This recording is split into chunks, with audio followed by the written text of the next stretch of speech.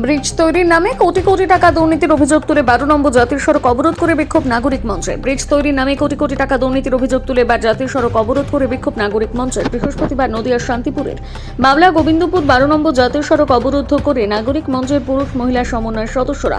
মূলত তাদের দাবি শান্তিপুর কালনার ব্রিজ তৈরির জন্য প্রায় 900 কোটি টাকা বরাদ্দ করা হয়েছে। জমি অধিগ্রহণ হলেও প্রায় 100-র বেশি চাষি জমি বিক্রয়ের অর্থ থেকে বঞ্চিত। কিন্তু এক শ্রেণীর অসাধু ব্যক্তিরা অবৈধভাবে জমি অধিগ্রহণ করে টাকা আত্মসাৎ করেছে।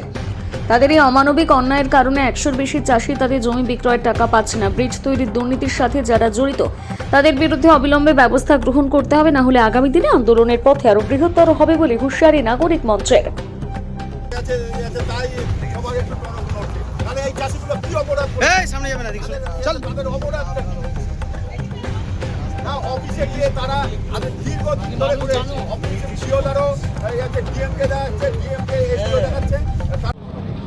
হ্যাঁ, জমি কি আপনি দিয়েছেন? হ্যাঁ, রেকর্ড হয়ে গেছে সরকারের নামে?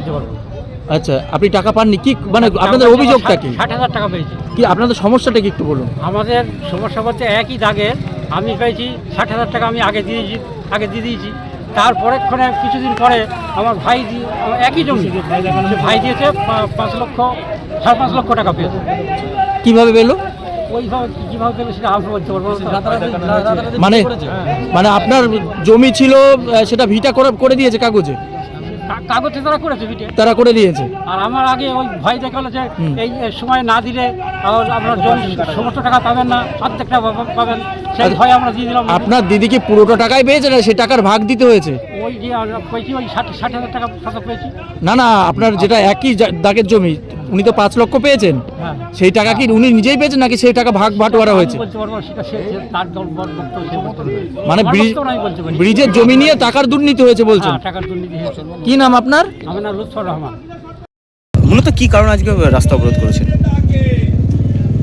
যে শান্তিপুর কাল্লাঘাটে ব্রিজ হওয়ার কথা, কেন্দ্র সরকার যেই পরিমাণ টাকা দিয়েছে তাতে জমি অধিগ্রহণ করেও সঠিকভাবে চাষিদেরকে দিয়েও ব্রিজের কাজ শুরু করা যায়।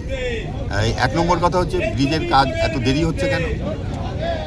2 নম্বর কথা হচ্ছে যে সমস্ত চাষিদের কাছ থেকে যে জমি অধিগ্রহণ করা হয়েছে তারা সঠিক টাকা পায়নি।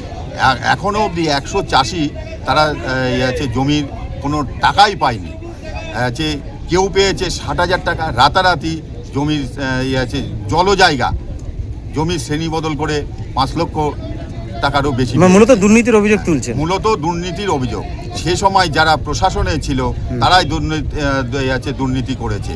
এবং এটা ভাবতে হবে যে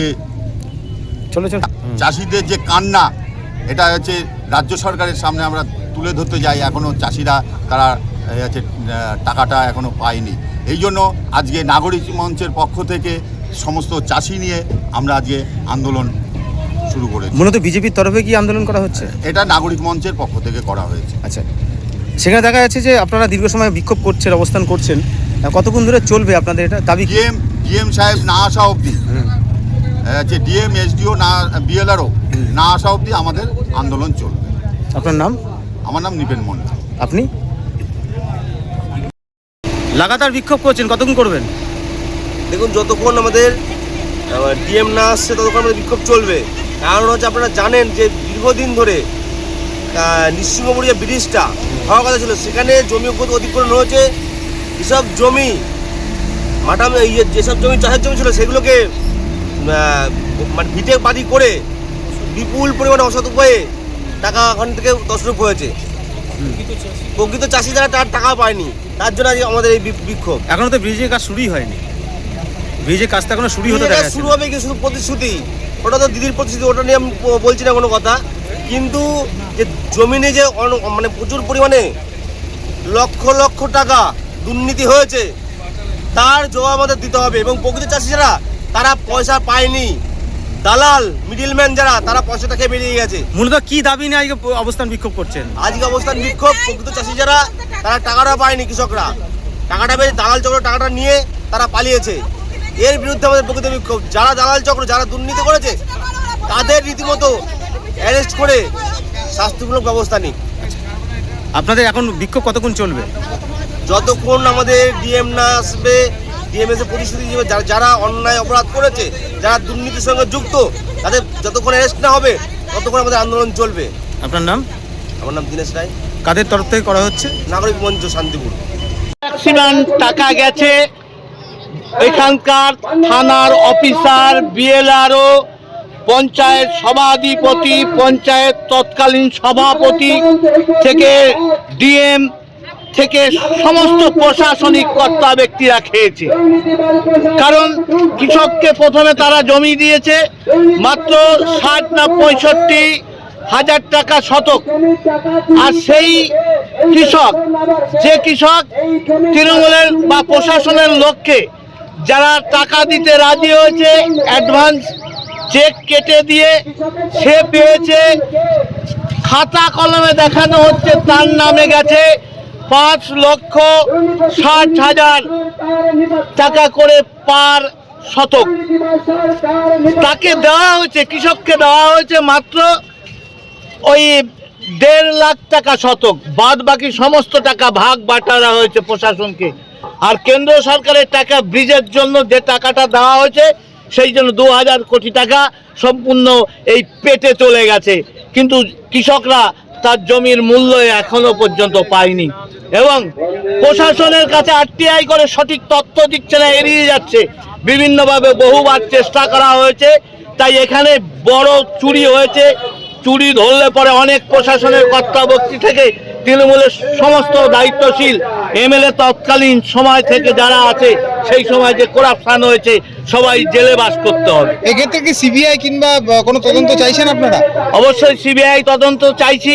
জনস্বার্থ মামলা করা হয়েছে, চেষ্টা হচ্ছে কৃষকদের টাকা দেওয়ার জন্য, কিন্তু পেছনে যে টাকাটা চুরি হয়েছে সেই ব্যাপারে এখনো ঘাটতি দেখা যাচ্ছে। আগামী দিন এর তদন্ত হবে। আমরা 26-এ যদি পাওয়ারে আসি, সমস্ত তদন্ত করে এদেরকে জেলের ভাত খাইয়ে ছাড়বো। সরকার 800 কোটি টাকা অ্যালটমেন্ট করেছিল। আমরা যখন প্রথমে দেখেছিলাম ওখানে জলা জমিগুলো 7,000 টাকা শতক। তারপরে হঠাৎ রাতারাতি কিছু অসাধু ব্যক্তি, তৃণমূলের কিছু অসাধু ব্যক্তি, তাদের দ্বারা ওই 7,000 টাকা শতকে 5.5 লাখ টাকা করে ভাগাভাগি করে 800 কোটি টাকা তারা তছরূপ করেছে।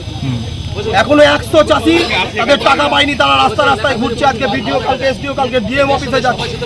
আজকে এতদিন ধরে এখনো কাল্লাঘাটের একটা ইট পর্যন্ত পোতা হয়নি।